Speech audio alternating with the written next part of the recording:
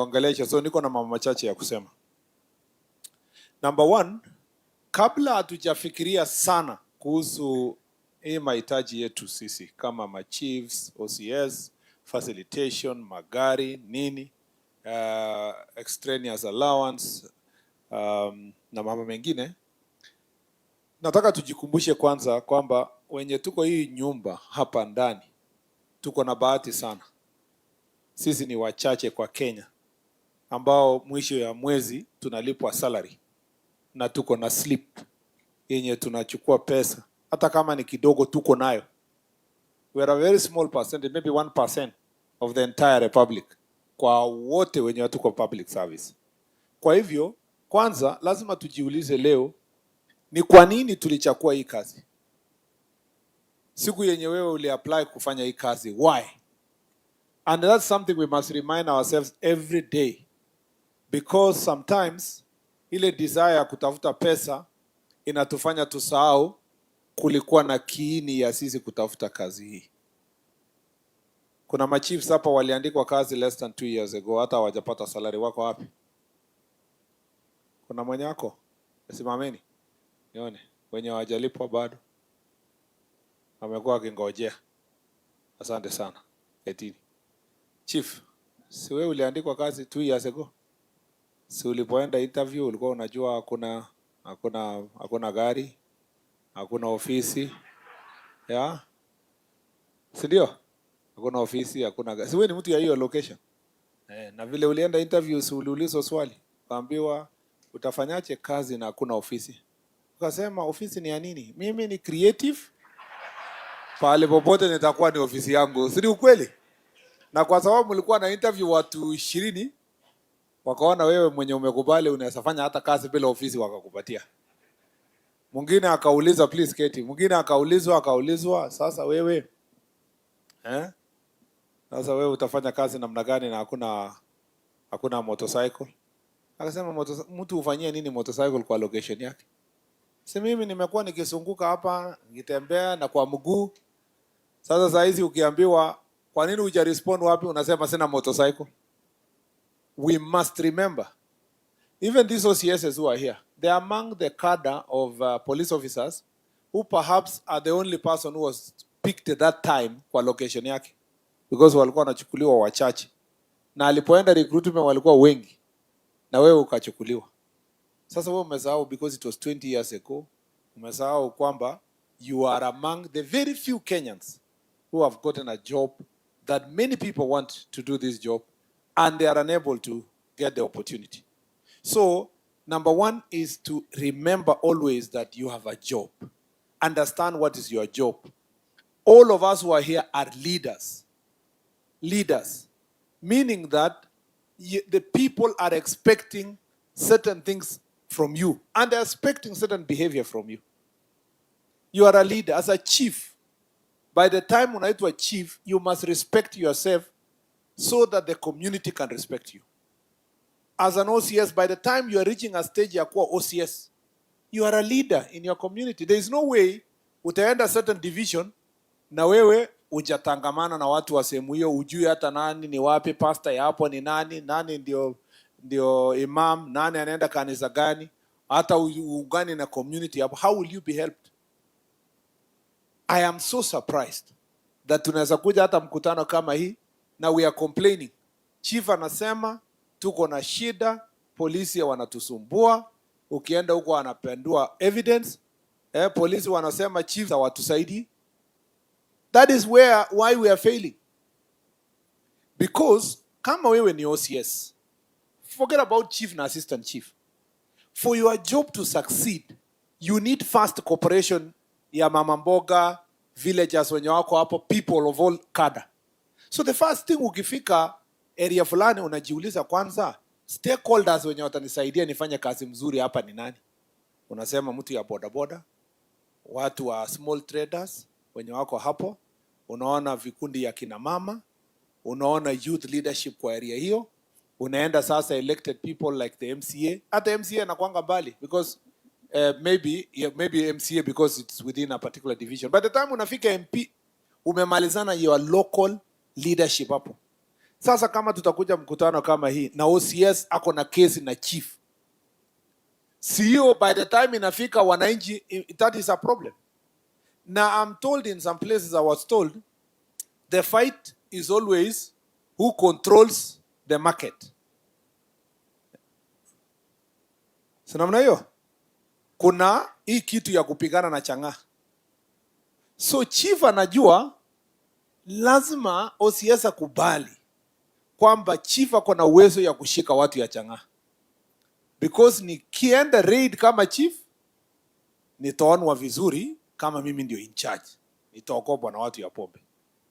Of course unajua kuonwa, mimi nasema ni kuonwa aje. Haya sasa OCS anasema hapana, huyu na polisi wake, huyu anaharibu market. Yeah? Analeta ule mtu wa pombe chief ameleta, OCS anakuja kurelease. Ati ndio huyo chief ajue kwamba yeye hana uwezo ya kupambana na pombe. Ndio market ikuwe tu ni direct inakuja kwa nani?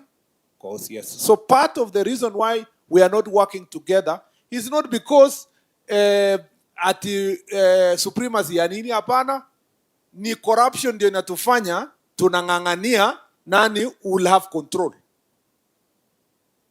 So we have to deal with that issue, because why would you disagree with a chief he is willing to help you do your job? Why would you disagree with a villager? Why? You know, you have to provide proper leadership. There must be partnership and working together. You must understand your job. Kuna chiefs wako tu lakini hawajui job yake ni nini, hawafanyi research, hawasikii mtu yoyote, hawasikii anything, wako tu. Hata wakifika opinion, mkutano ikiitwa kwa location, chief akitaka kusimama, naona villagers wanamwambia wewe chief kaa chini kwanza. Wacha ule mzee, unaona ule mzee wacha atuongeleshe kwanza wewe chief. Chief unaweza funga baadaye. Na wakati chief anasimama kuongea watu wanaondoka kwa sababu wanajua hii chief mlevi huyu. Ule wanachukua hongo, nani hako na time ya kusikia hii mambo yake. So you must understand your job. You must be the authority in your community. You know? Must find a way of ensuring that you are always above the others in terms of knowledge. Soma.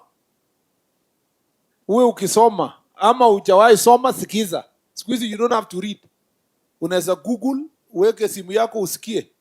Sikie mambo ya SHA leo, mambo ya housing, mambo ya nini, na ukichukua notes. Understand the job you are doing. Na usiende baraza chief na useme ati I don't know. Ta ukiuliza swali ngumu uambie what is Pythagoras theorem, useme tu we are still consulting with sub-county DCC. There's no way you can say I don't know. Watu waende nyumbani wakisema ayo chief niliwaambia ajui kitu. Kuna chief ajui kitu kwa location yake. So tunajua wote what's going on. Ukweli ama sio kweli? Chief anajua nani alilala wapi, aliamka saa ngapi, anaendanga na nani. Nini, si nyinyi ndio mnaandika ile karatasi ya recommendation ya kupata ID. Kaambia chief huyu kijana ni nani? Sema ni Otieno, lakini Omondi ana claim ni yake. So tuandikie Omondi kwa sababu anafikiria ni yake, lakini mtoto ni Otieno. Kama nyinyi mnajua hiyo mambo yote, itakuwa kweli bangi na pombe? You know all these things. As a chief, make sure that you are above the others. And you can be innovative. Ukiona ujui kitu fulani, tafuta kijana kwa hiyo locality, mtu amesoma. Wale vijana machachari walikuwa hapa, ama mtu amesoma. Unaona wale watu wa CBO na NGO na nini wanapenda kuongea vizuri sana na wamesoma. Sasa wewe unajifanya tu nini, unapeleka yeye kwa baraza, naambia watu kwa baraza, kabla niko na maneno mingi sana. Kabla sijaongea, kuna huyu bwana ako na mambo machache. Na wewe unawaachilia yeye aongee. Wakati anaongea wewe naandika notes. Naandika point. Ikifika 30 minutes unasimama unasema bado niko na maneno ya 1 hour. Lakini naona nyinyi, nimeona watu wamechoka. Mnataka niendelee ama tufanye baraza? Of course watu washachoka sema hii ya nani imetosha siku nyingine. Watu wanasema kama chief anaweza lete huyu na aseme mzuri hivi, sembuse chief mwenyewe zako na maneno mazuri mingi, na utakuwa umeponyoka. Next time ukirudi unaenda kusoma ile notes, unakuja sasa ku revise. Kwa hivyo, you must leverage on the resources you have, creativity, because of the job you have. Number two, you must, one of the things that is making it very difficult for us to serve is corruption, ni wizi. And I have already explained to you some of those things. Sisi wote, why we are losing even respect, ni kitu kidogo. Kufanya mambo ya succession, you are taking money from the bigger family, facilitate certain defilement cases, you are colluding with the criminal to discourage witnesses, harassing them. Maybe you chiefs as hapo, polisi mwenye alikuwa investigator, you are colluding to do those things. Ukiwa barabara, we unachukua kitu kidogo. Na sijasema, I've been using the example of traffic. Traffic is because it's just most talked. Lakini corruption is permeated everywhere. And it's important for all of us to face it as it is. Yes, it is okay, Bwana Base Commander kusema, hata wananchi wanalete tu. Kwanza, there is a base commander yesterday who told us in Homa Bay, hata hatuchukuangi. Hao watu wanatupa tu, tunaokota kwa jina, sema kuna pesa hapa. Hadi pesa imeangushwa hapa ni ya nini? Ati wakati bado unatafuta mwenyewe unaweka mfuko, mwingine atatupa tena unachukua. So, we are looking for all excuses to run away from corruption. Please, let's face it. If we don't deal with corruption, it will wind up our system. And the best way to deal with corruption is Jukwaa la Usalama mashinani. To have accountability mechanisms that go to the local level. At least, like someone proposed, maybe quarterly, ama twice in a quarter, or once in a 2 months, mkuwe na baraza ya kujiuliza kwa division. OCS wako hapo, chiefs wako hapo, na wananchi wako. Nasema, how can we make our location or division better?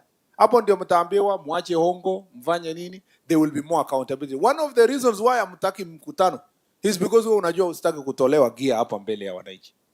There is need for level of accountability. That's why the Constitution talks about civilian authority. The civilian authority are the people you elected to be in office. So it is the wananchi themselves that should get feedback from the work we are doing. If we do so, hatutakuwa na hii fight ya kusema police na wananchi wanakosana. Hata wale wanachoma police station, wananchi wenyewe wata defend police station because they will say this is our police station. Tumekubaliana jameni?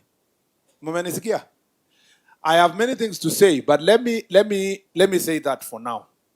And also add that now that we have sat here, there are certain things you have raised that are related to this county before I come to your welfare. Number one, ni kitu ya shida ya baharini. We were told in Busia, we were told in Migori, shida yenye iko huko Muhuru Bay, that's the only place we have a border patrol unit. Kwa that side, tumeambiwa jana kwa Homa Bay, and I'm sure Kisumu also the same issues will be raised. We are cognizant of this fact, and for the BMUs who are here, kwamba, we are a bit weaker in terms of our numbers. And so we have a plan to increase the border patrol units along the lake. And after this recruitment to increase the numbers, that is something we are going to put as part of Jukwaa la Usalama resolution. We are going to work together. And there is a plan to build also offices or port of entries or areas where border patrol units na Coast Guard are going to operate in. Already there is work that's going on here. Governor alikuja siku ngine mpaka ofisi yangu na waheshimiwa. We're building something in Usenge. Na it is the police had to leave some of its lands ndio hiyo ijengwe. Kuna the other places that have been mentioned, we are going to set up bases for the Coast Guard. In our modernization equipment, we are also we are getting some new boats, better boats that can help in manning the lake. But more importantly, tuko na joint cooperation na Uganda. And we had a meeting, and Mheshimiwa Joho aliambiwa to work together with the Minister of Agriculture from Uganda to see how and fisheries on how to deal with the issue of shared resources in the lake. You also need to appreciate that sometimes also a good job has been done by Coast Guard. Wali arrested some people, now kapelekwa kotini huko Busia, Uganda. So there are some areas that we are progressing, but we can do better. Pia the BMUs mtusaidie. As we sort your problem, sort our security problem also up, because kuna contrabands in the future through the fishing. That the BMUs should also come out and work with security team to deal with contrabands, alcohol, cigarettes, hiyo high five ya kutoka Uganda inaletwa through the sea, and it is also yourselves that have a role to play. Number two, hii county yetu tuko na challenge ya mambo ya defilement and gender-based violence. And mama amesema na watu wengi wamesema hapa, part of the reason is because of repugnant cultural practices like disco matanga. I don't know where disco inakutana na matanga. There was a time disco was disco, matanga was matanga. This one was dancing, this one was mourning. Sijui walikutana wapi ikakuwa at is one thing. I think that's something we need to deal with. And the best way to deal with is to deal with the families that are burying their loved ones, to engage them. If you know there is a funeral in a particular place, engage them. And let's agree, kusema, this is not, we are not going to allow this because it's going to affect us in 1, 2, 3, 4 ways. It's also good to deal with it through barasas. And that is what we discussed in Western, because it's also prevalent in that area. And it's helpful when you have engagement through barazas, through nyumba kumi, and you're engaging the people, even as we look for legislative ways of addressing those issues. Again, mambo ya defilement, chiefs and assistant chiefs, please do not accept to use alternative dispute resolution mechanism over a kangaroo court ya village huko kuacha mambo ya watoto. You know that is a very serious issue, and you are in a position of responsibility. All these cases should be brought to the police station and then onwards through the justice system. Please, let's deal with this issue because it's very prevalent here, an entire Western and Nyanza region up to Bomet there, and then some places in Eastern. We really need to do something about defilement. Defilement is of great concern to us, and it's concern in this area. On issues of murder, part of the people, why you need to know that murder here is perpetuated by fighting over land, some of which is, a lot of it is about succession. Alafu ingine ni mambo ya competing for resources, and then robberies, stealing of livestock, mambo ya mining, and all those conflicts. I think we need to also address the root cause. The police have promised to do further operations to make sure that we deal with these criminal gangs that have been operating here. A lot of work has been done. There was a time 42 Brothers was a big problem in this region, but we can do more so that we can make sure that we sort out these issues. That is the IG has a way, he knows what he's going to do. There is an operation plan that we put in place, and the IG is going to deal with it. Thank you very much, IG. On the question of alcohol, drugs and illicit alcohol, again, I am very happy. Siaya is one of the counties where there is good interagency working relationship, but we can enhance that.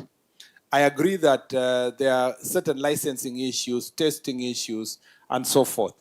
Yes, the chief has proposed kwamba the reason why something is called illicit is because it has not gone through the legal system.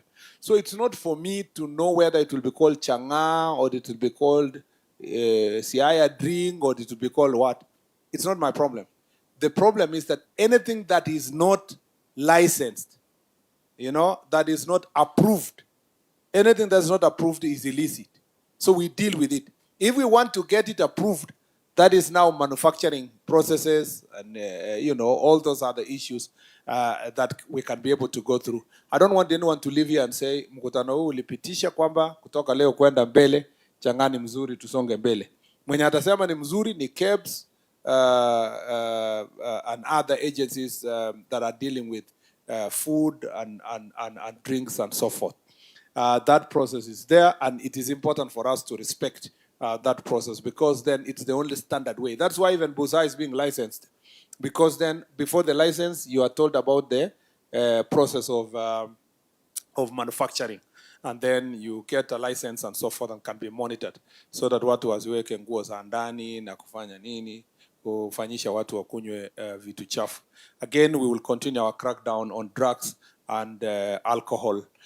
Most of the alcohol here, interestingly, there is no adulterated ethanol that is really highly distributed here. Most of it is just as on transit. So the real issue actually is the Chang'an, and the chief has really applied his mind. And when we will have another discourse elsewhere, I think there's a lot of things we agree with him, and most of you agree with him that we must, incorporate the proper ways of processing so that we can sort out the question. Because the only reason why some of these things are illicit is a failure for approval, not because the content is substandard or whatever you can say. Then we need to know what is the standard number for that drink that is manufactured where, whatever the name is going to be called.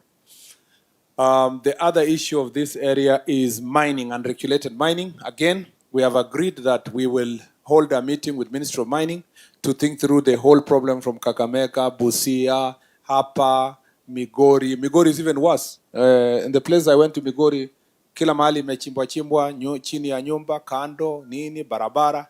It is important that this thing be dealt with. It's health hazard, it's also environmental hazard, and it is also a cause of conflict. We need to have to follow the proper process, register these cooperatives, SACCOs for the artisanal miners, and then regulate it so that then they can be able to do their business in the right way.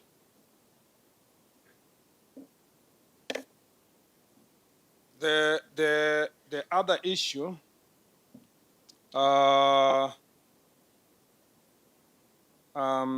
something I wanted to emphasize here that the pastor raised was about religious extremism. Initial religious extremism was considered to be a problem with the Muslim faith. But now we have a big problem with Christian faith. So extremism is extremism depending on. And I don't think it can be called Christian faith. It's just that those who are posing as Christians, because that's not Christian doctrine. Just the same way that those who are using Muslim faith to mislead people are doing the same. I want to say that it's important here in Siaya, we cooperate the security sector. Chiefs, please. What happened to this thing of being brother's keeper? When you hear that there's a problem in certain part of the community, call Baraza, talk, create awareness. The story of Jared, is he called Jared, the guy who left here, all the way after being rescued in Chakamaraj and brought all the way to Siaya. Left here again all the way with his children to the same neighborhood. Na akaenda kusupervise watoto wake one by one, wakistarve to death. It is just unfortunate. And no matter what we say about security, nobody will police everybody everywhere. So the only way is to have community cooperation so that we can be able to deal with this issue. And Siaya is also vulnerable because of that, and I think all of us need to deal with this issue. You have raised the issues of your welfare. So larger ni summarize. One, nimewambia for the village elders, that issue is being dealt with. I have done the CAB memo. I'll present the CAB memo to Cabinet. Once Cabinet gives directions, we will see how to facilitate village elders, not to give them salary. Government is unable to give salary to village elders because those who are salaried are employed in a particular way. But facilitating so that they can do their job, they have airtime, they have a torch, they have gumboots, they have something, umbrella, and something small. They can pay for share and so forth. That's something we are thinking through. Number two, administrative units which are here. Some date back to 2016, 2017. I have realized that also, compared to the population, some of the location, sub-location, your requests on these administrative units are very justifiable.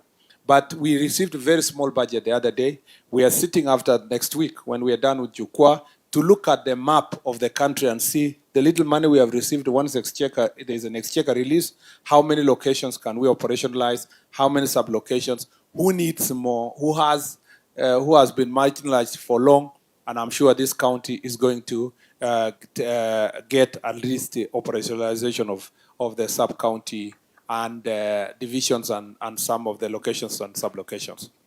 On the issue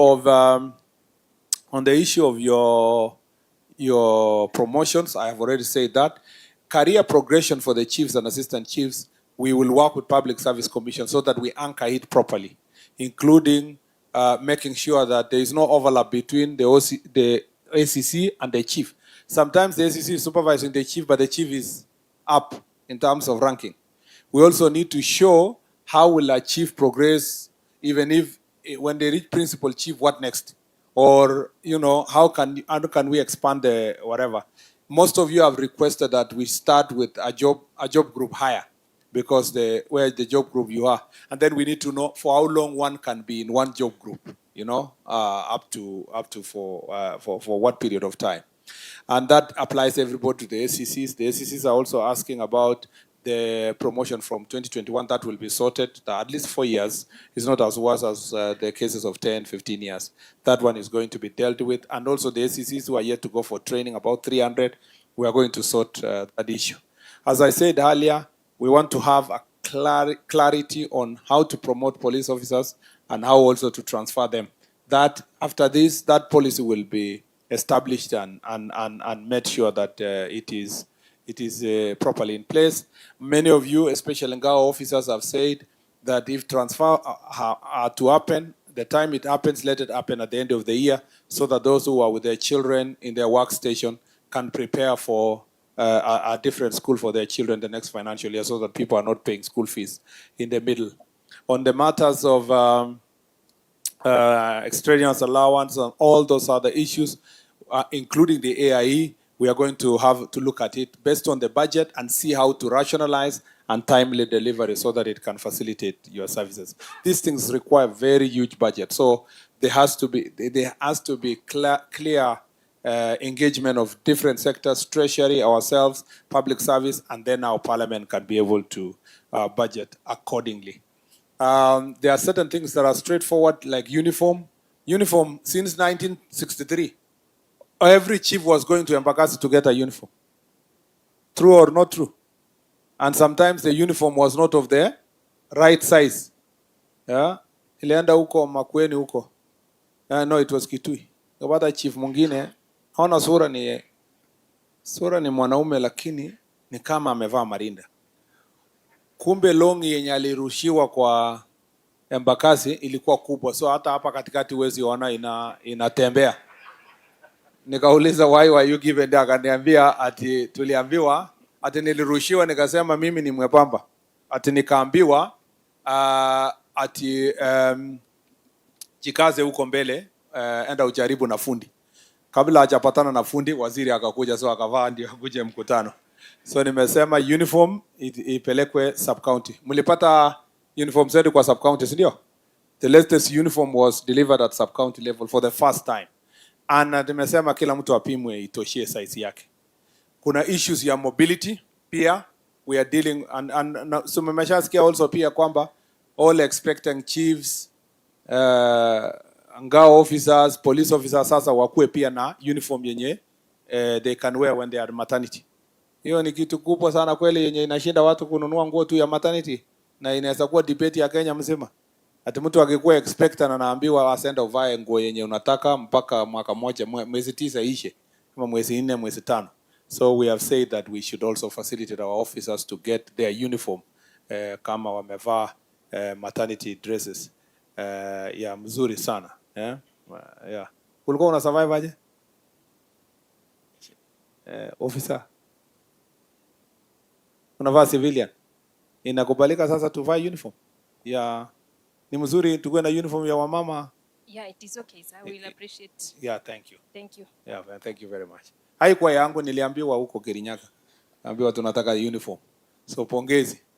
And then so your uniform ikwe tumekubaliana 1 month, is it 1 month? Within a month. Yeah, within a month. Wanye wanakuwa expectant.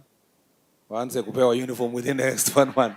Thank you very much DIG for all the ngao nini na nimesikia uko na chiefs wenye wako expectant, so nitakuja huko. Alafu what was the other issue? Mobility is a big challenge. Magari, true. There is a procurement process going on for the police that should be ready in the next I hope by December. There has been back and forth between Treasury and ourselves. I hope we can be able to do another leasing of 3,000 vehicles, and then we distribute fairly, you know, depending on the need. Please, magari ikikuja, I like what the DCC said. We must share. Yeah, tutumie sisi wote. Usiseme mimi ni wa AP, siwezi patia wa KPS, mimi ni wa polisi, siwezi peleka DCC, siwezi peleka ACC. Let's share together because these are government resources. Let's pull resources together so that our work is done. I really know that the chiefs have said about their motorcycles. It's important, and we will see what we can do. But also don't stop working, waiting for the motorcycle, because you are within your locality. The people who have suffered most in the ACCs. ACCs ndio wanaumia. Wanatembea na moto nini? Wanatembea na boda. Imagine DO wa zamani. Siku ya kina Orengo walikuwa wanafukuzwa na DO wasifanye rally. Sasa DO wa siku hizi anatembea na boda hata na Land Rover. Lazima tuone vile tunaona ACCs ama namna gani? Ama mnaonaje? Si namna hiyo. Hata tukiwa na gari mbili kwa sub county yenye itasaidia ACCs to do their job, it will be very good. Yeah. Madam ACC, wewe ni ACC? Wewe ni ACC wa wapi? Sasa kuna wakati unaenda kazi na motorcycle? Unaenda job na motorcycle? Yes sir. Hebu muangalie huyo madam kweli. Amebebwa na jamaa wa bodaboda. Alafu kwa sababu anaona kabisa amebeba ofisa, anamwambia ofisa shika vizuri. Na akikataa na kanyaga break, so hakuna excuse. Inaharibia serikali. Asante sana. Thank you very much. Niliambiwa huko Makueni na ACC mwingine kwamba alikuwa amebebwa kabisa na a lady ACC amebebwa kabisa na motorcycle. Wakati mtu wa bodaboda aliona mkutano akakuwa excited, akaweka madoido, wakaanguka. Kofia yake ikapingirika. Ati mtu akashout kwa mkutano akasema serikali imeanguka. So we need to take care of the ACCs, and we understand that. DCCs, please facilitate the ACCs. Yeah, we will find ways of keeping at least a car maybe kwa every sub county ya kusaidia ACCs when we do the whatever, but please facilitate them watembee kwa heshima. I know some of you are living behind kiosks. ACC nyumba yake ni na anakaa nyuma, iko kwa bar, na bar iko hapa inapiga kelele, yeye analala hapa, alafu akitaka kuoga anabeba maji kwa bucket akienda bathroom yenye iko mbali huko. So those are some of the things we want to sort with housing project. There is a plan kujenga 17,000 houses for police officers, and in most of our counties we'll distribute fairly to housing project. Tukijenga sasa hata kama ni town hapa kwa police headquarters hapa, even if you are living in an outpost, even if you are operating from outpost, at least if you come to stay in a police station, it is easier as we progressively build this for the police stations. Pia kuna infrastructure challenges that we are trying to deal with. I want to request my brothers and sisters who are in parliament tutumie CDF sasa tusaidie our chiefs and our assistant chiefs, but also our OCSs to build good police stations and maybe housing where we can. But more importantly, good infrastructure of offices, because most of the police stations are neglected across the country. Even where we have multi-billion county projects, utaona a whole port inajengwa, but the police station next door ni ya 1940 something. Na ni kitu kadogo. We have to do something about it, and that is why I'm the one who asked that those pictures itumwe. Now we are analyzing the various police stations, the state of many of the police stations, and it's embarrassing. I'm happy that through Jukwaa, because we have raised awareness on these issues, wananchi wengi sana ninaona wanatuma mapicha kwa social media. Police station ya this constituency, police station ya hii constituency ni mbaya, inaleta hata juzi mimi nilienda kakimbia nikaenda kujenga yangu, nikatafuta marafiki nijengange tukitafuta budget, because niliona wataweka kwa Facebook. Na sasa watasema sasa waziri anaongea mambo mingi, angalia police station yake ya nyumbani huko. So all of us can do something about it, and where the county can help us of course your former waziri governor, we see how we can be able to assist each other to have good police stations where the resources allow, and we can sign agreement between the counties and the national government to facilitate these issues. Because of time, I know so many things have been raised. Mtanikubalia tu ni summarize a few of them. I was trying to summarize, but let me, just in case I forgot something serious, let me look at what you said about this place. Ngapu, we will, you know, we are in the process of in days, we shall announce the days for recruitment of about 10,000 police officers. And if we do so, we will now operationalize the Ngapu and also strengthen the police presence kwa mashinani. Mambo ya police transport, I've said that. Mambo ya package for officers. Mambo ya regional training, I agree completely. Training is what is missing.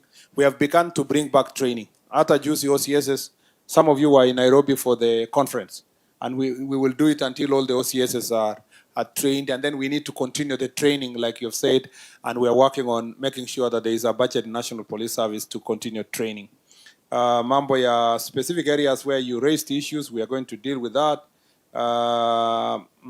County ICT system, best police. I agree with this reward system where you have best police officers, best police stations, and so forth. And this has been proposed also in a number of counties where we have been, and we will work on that. Mambo ya team building, I agree. Civil registries.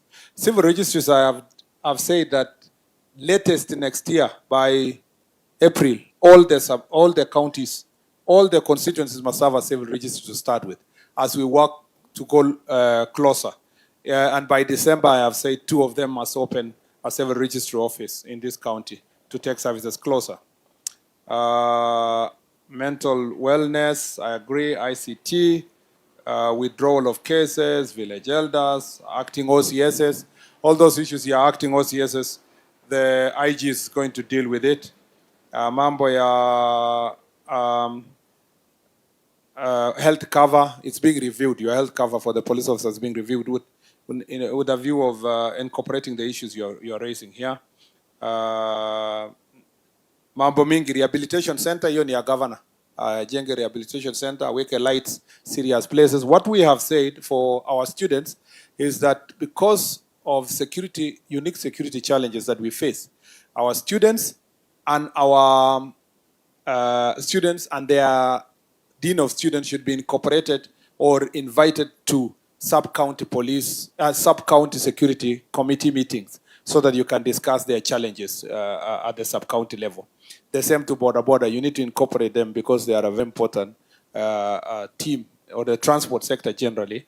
Their leadership should be able to come together. But the uniqueness of border ni ile maneno tunasema wanaingia mpaka huko ndani. I think that prisons, we have captured your issues, mambo ya wildlife, compensation, and so forth. This and many others are very important. In our social media pages, I think there are also some questions people are raising. Mike Wakadenge anasema there is a group of youths calling themselves 42 brothers who are killing and injuring wananchi without mercy. Chiefs and assistant chiefs know them, but they have been doing nothing. It's actually not chiefs and assistant chiefs who should do something. The OCSs, you need to do something so that we can make sure that we do proper enforcement.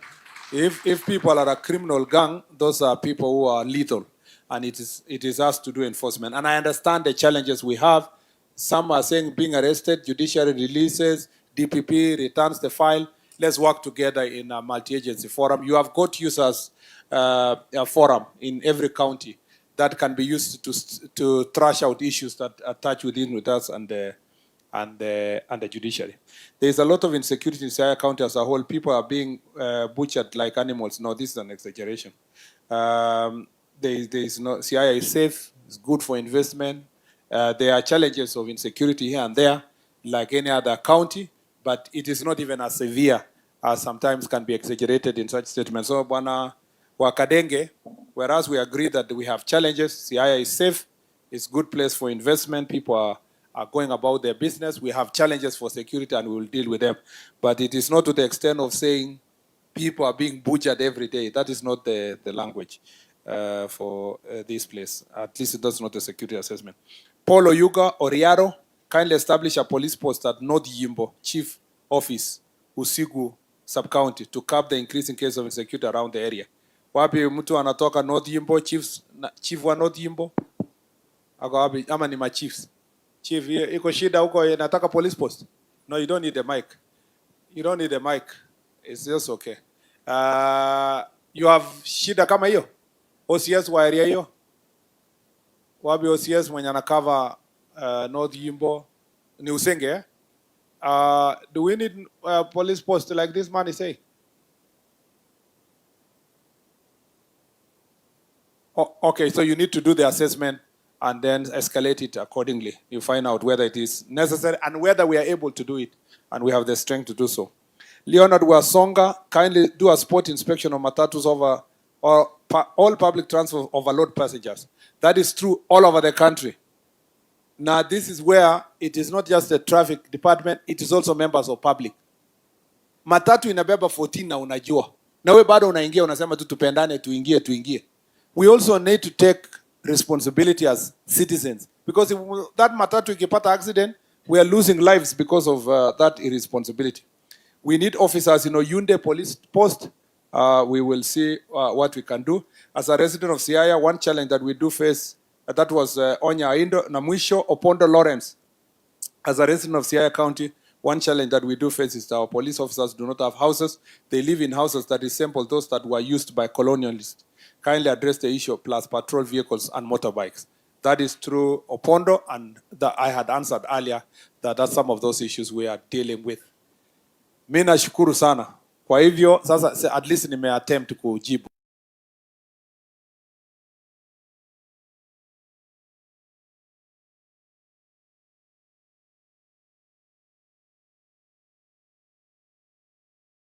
You will see all your issues captured based on the memoranda you gave us and the things you raised here and the ones that were already given to us by the county security team.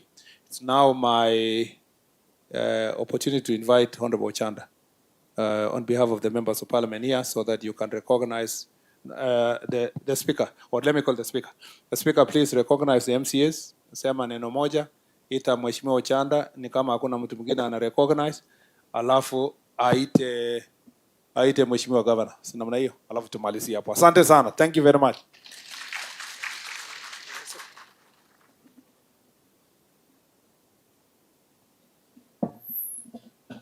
Makofi mazuri kwa Bwana CS. Bwana CS,